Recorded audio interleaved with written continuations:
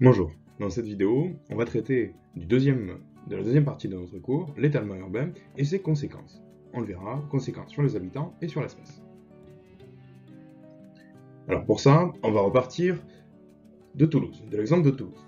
Donc comme on l'avait vu dans le cas de Toulouse, la croissance de la population, qui est affichée ici en jaune, entraîne et se traduit par une extension spatiale, un étalement urbain, donc une extension de la ville. La ville grandit. On parle donc d'étalement urbain. La ville s'étend sur des espaces ruraux. On voit, avec l'exemple ici de Colomiers, dans la couronne périurbaine de Toulouse, on voit que les habitations gagnent peu à peu sur les espaces qui précédemment pouvaient être considérés comme des espaces ruraux. Donc on a une extension de la ville de Colomiers dans cet espace, dans cette couronne périurbaine.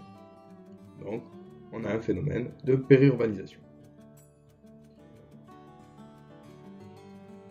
La ville a donc une influence grandissante sur les populations et sur de plus en plus de gens qui habitent en ville.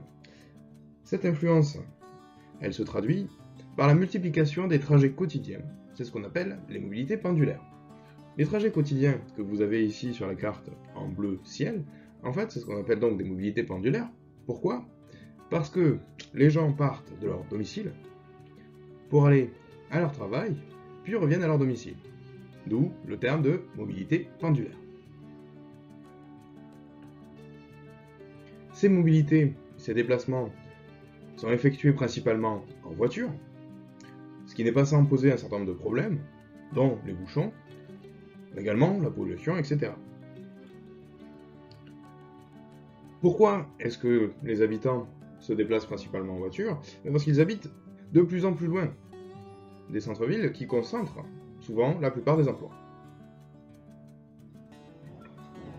Autre problème que pose l'étalement urbain et le développement des villes, c'est la diminution des espaces ruraux et surtout des espaces agricoles. Espaces agricoles qui sont consacrés à la production alimentaire et donc parfois l'étalement des villes entre en concurrence avec la production alimentaire.